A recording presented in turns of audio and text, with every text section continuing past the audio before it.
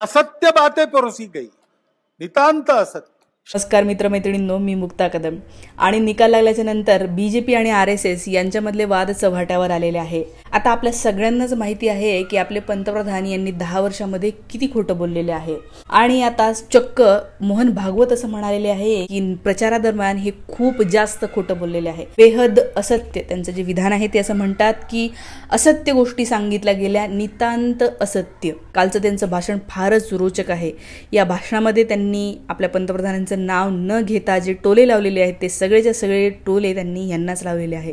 मला इथे स्क्रीनवर शेजारी दिसत असेल मोहन भागवत यांचं स्टेटमेंट आहे। ते असं म्हणतात, खरा सेवक कधीच अहंकार दाखवत नाही, तो नेहमीच शिष्टाचार पाळतो। अत्यंत खेचक विधान आहे। खरा सेवक हा शब्द वापरलेला आहे। आपल्याला माहिती आहे 2014, 2019 यानंतर झालेल्या सगळ्या निवडणुकांमध्ये जेव्हा शपथ घेतात आपले पंतप्रधान आणि त्यानंतर ते जे बोललेले आहेत की मैं तो सेवक हूँ, मैं जनता का सेवक हूँ, मैं देश का सेवक हूँ, मैं सेवा करने आया हूँ, हे जे सेवा सेवा सेवा त्यांनी लावलेलं आहे, या सेवा आणि सेवक या शब्दावर यांनी इतका टोला मारलेला आहे। ते असं म्हणतात की खरा सेवक कधीही अहंकार दाखवत नाही। थोडक्यात त्यांना म्हणायचे की हे जे सेवक करणारे आहेत की नाही ते प्रचंड अहंकारी आहेत। आणि हे आपण तर म्हणतोच, आज RSSनी म्हणलेलं आहे म्हणून ते जास्त महत्त्वाचं आहे। पुढे ते असं म्हणतात की खरा सेवक हा शिष्टाचार पाळतो। थोडक्यात हे लोक शिष्टाचार पाळत नाही असंही त्यांना म्हणायचं आहे। ते या भाषणामध्ये अजून काय काय म्हणालेले आहे ते तुम्ही स्वतः ऐका। जिस प्रकार प्रचार के दौरान हमारे करने से समाज में मनमुटाव बढ़ेगा, दो गठ बटेंगे, आपस में शंका संशय उत्पन्न होगा, इसका भी ख्याल नहीं रखा गया। टेक्नोलॉजी का सहारा करके असत्य बातें परोसी गई, नितांत असत्य। शास्त्र का, विज्ञान का, विद्या का ये उपयोग है, सज्जन विद्या का ये उपयोग नहीं करते। चुनाव लड़ने में भी एक मर्यादा होती है, उस मर्यादा का पालन नहीं हुआ। अभी उन बातों से मुक्त होकर जो समस्याओं से राहत लेनी है, इस प्रकार ये बातें हुई, जिस प्रकार एक लक्षात आलं तुम्हाला ते काय म्हणत आहेत की निवडणुकांच्या प्रचाराच्या दरम्यान जेव्हा प्रचार झाला त्या प्रचाराच्या दरम्यान ह्या लोकांनी कुठल्या प्रकारचा शिष्टाचार पाळला नाही, दोन समाजामध्ये फूट पडेल अशी विधानं केली गेली, बेहद असत्य खोटी विधानं केली गेली। मी तुम्हाला पुन्हा पुन्हा हे सांगतच होती की हे किती खोटं बोलत आहे। ते असं म्हणतात की सज्जन लोक असं करत नाहीत, म्हणजे त्यांना हेच म्हणायचं आहे की हे जे सज्जन म्हणून डंका पिटणारे BJPचे लोक आहेत ते कुणीही सज्जन नाही आहेत, हेच त्यांना सांगायचं आहे। आणि आज ते असं का म्हणत असतील, खरं म्हणजे मला असं वाटतं की त्यांनी असं म्हणले नसतं, पण मागच्या महिन्यामध्ये नड्डा जे असं म्हणाले होते, JP नड्डा BJPचे जे हेड आहेत ते काय म्हणाले होते की आम्ही सुरुवातीला RSSची मदत घेतली पण आता आम्हाला त्यांची गरज नाही आहे।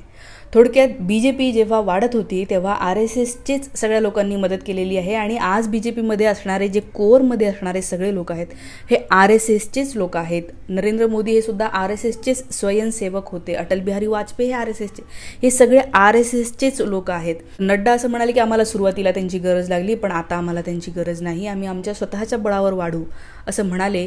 आणि त्यांचा अहंकार गळणारा रिझल्ट लागला। त्यांना सिंपल मेजॉरिटी म्हणजे 272 सीट्स पण मिळालेल्या नाही आहेत, त्यांना 240 सीट्स मिळाल्या। जेव्हा आता RSSला असं वाटायला लागलेली की हे सरकार, विद्यमान सरकार आपलं कुठलाही सल्ला मानायला तयार नाही आहे, आपल्या मर्जीनुसार वागायला तयार नाही आहे आणि म्हणून कुठेतरी यांनी आता असं बोलायला सुरुवात केली आहे का हे दाखवण्यासाठी की आम्ही इतकं बोलतोय, आम्ही पुढे काहीही बोलू शकतो, आम्ही तक्रार करू शकतो असं म्हणण्यासाठी यांनी हे बोललेलं असेल का असं मला वाटायला लागलं। कारण की हे भाषण खूप मोठं, या भाषणामध्ये ते असंही म्हणतात की देशामध्ये खूप साऱ्या समस्या आहेत, त्या सोडवण्यासाठी प्रयत्न केले पाहिजे। म्हणजे थोडक्यात त्यांना हे सांगायचं आहे, ॲड्रेस करायचं आहे की येस समस्या आहे।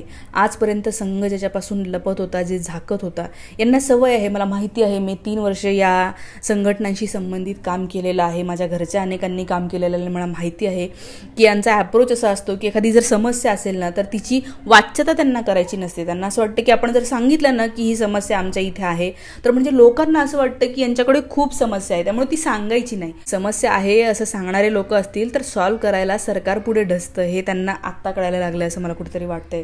मणिपूरवर सुद्धा ते असं म्हणालेले आहे की मागच्या वर्षभरापासून अधिक काळ मणिपूर जळत आहे आणि मणिपूरचा विचार करून तिथे शांतता प्रस्थापित करणं आवश्यक आहे। हे कोणी घडवून आणलं याकडे लक्ष देणं गरजेचं आहे।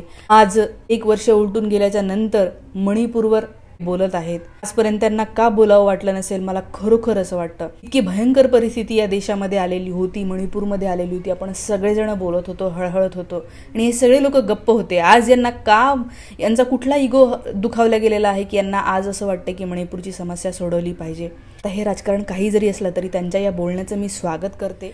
बरं झालं ते असं बोलत आहेत. देर से आहे दुरुस्त आहे. शिरा का होईना त्यांना शहाणपण आलं आणि मलाही असं वाटतं की ठीक आहे, तुम्हाला आधी नाही कळलं, तुम्हाला आज कळलं असेल तर आज बोला. आज साने गुरुजी यांचा स्मृती दिवस आहे आणि साने गुरुजींचे शब्दही मला आठवतात.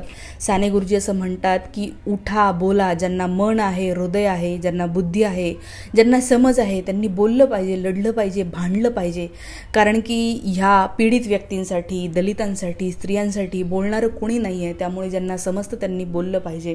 आणि आज मोहन भागवतांचे हे स्टेटमेंट्स बाहेर आलेले आहेत. त्यामुळे मलाही बरं वाटलेलं आहे यांचं हे बोलणं ऐकून.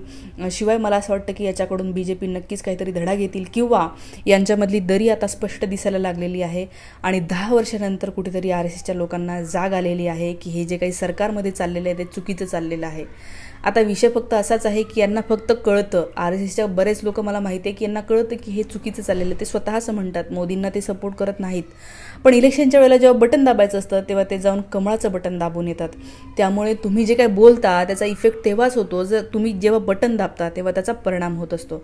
त्यामुळे तुमचा हा जो काही अप्रोच आहे ह्या कृतीमध्ये उतरला, तुम्ही तसं आवाहन केलं, तुम्ही तुमच्या मंचावरून लोकांना, जनतेला आवाहन करायला पाहिजे होतं. तुम्ही सगळ्यांनी मतदान करावं असं जेव्हा आवाहन केलं होतं तेव्हा तुम्ही असं आवाहन करायला पाहिजे होतं की या लोकशाही टिकवण्यासाठी तुम्ही मतदान करा.